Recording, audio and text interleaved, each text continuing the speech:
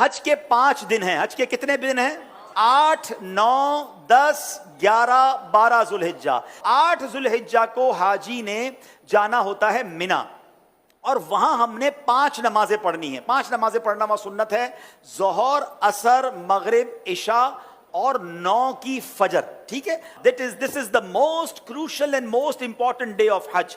حج کا سب سے اہم دن جو ہے وہ 9 ذوالحجہ ہے. یعنی اگر کوئی آپ سے سوال کرے حج کس دن ہوتا ہے، تو حج 9 ذوالحجہ کو ہوتا ہے، کیونکہ اس دن یوم عرفہ ہے. یہ حج کا رکن اعظم ہے، سب سے مین دن ہے جو حج کا، وہ 9 ذوالحجہ ہے. یعنی کوئی عرفات نہیں گیا تو اس کا حج ہی نہیں ہوگا نا. تو حج کا جو مین دن ہے وہ عرفات کا دن ہے. پورا دن عرفات میں گزارنا ہے. جب غروب آفتاب کا یقین ہو جائے کہ جناب مغرب کا وقت ہو گیا، غروب آفتاب ہو گیا، اب سارے حاجی آئیں گے مزدلفہ. ٹھیک ہے، اب جب آپ مزدلفہ پہنچیں گے تو مزدلفہ میں مغرب اور عشاء ملا کر پڑھنی ہے. عرفات میں مغرب نہیں پڑھیں گے. یہ بھی اللہ کی شان ہے کہ مغرب کا وقت بھی ہو جائے مگر مغرب نہیں پڑھنی ہے. مزدلفہ جانا ہے اور وہاں عشاء کے وقت میں، مغرب کے وقت میں نہیں، عشاء کے وقت میں مغرب اور عشاء ملا کر پڑھنی ہے. اور فجر بھی مزدلفہ میں پڑھیں گے. پوری رات ہماری کہاں گزرے گی؟ مزدلفہ میں. اب جو صبح آئے گی کون سی صبح ہوگی؟ کون سی صبح ہوگی؟ 10 کی. 10 تاریخ کو کیا ہوتا ہے؟ کیا ہوتا ہے؟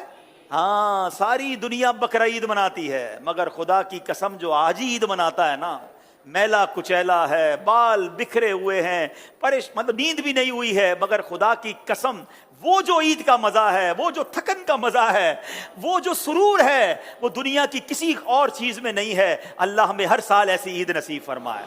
اب رات کو کنکریاں ڈھونڈ لینی ہے. اب 10 ذوالحجہ کو 3 کام کرنے، اس کی روٹین یاد کر لیں. 10 ذوالحجہ کا پہلا کام ہوگا شیطان کو کنکری مارنا. پہلا کام کیا ہے؟ شیطان کو، ایک ہی شیطان کو مارنا ہے، بڑے شیطان کو. ٹھیک ہے، بڑے شیطان کو 7 کنکریاں مارنی ہے. دوسرا کام، جیسے ہی کنکری مار لیں گے اس کے بعد قربانی کرنی ہے. ٹھیک ہے، کنکری مار کر آپ نے اپنے معلم کو، اپنے گروپ والوں کو، یا جو بھی لوگ آپ کی قربانی کا انتظام کر رہے ہیں ان کو بتانا ہے کہ میری قربانی کر دیں. جیسے ہی آپ کو کنفرمیشن ہو جائے کہ آپ کی حج کی قربانی ہو گئی ہے، اس سے پہلے نہیں، کنفرمیشن ہو جائے، اس کے بعد آپ نے سر کے بال اتار دینے ہیں، یا قصر کرانا ہے یا حلق کروانا ہے. اسلامی بہنوں نے تو قصر ہی کرنا ہے. اب آپ کا حج کا احرام اتر جائے گا. جیسے ہی سر کے بال اتارے ساری پابندیاں ختم. خوشبو لگائیں، سلے ہوئے کپڑے پہنے، آرام کریں، موج کریں.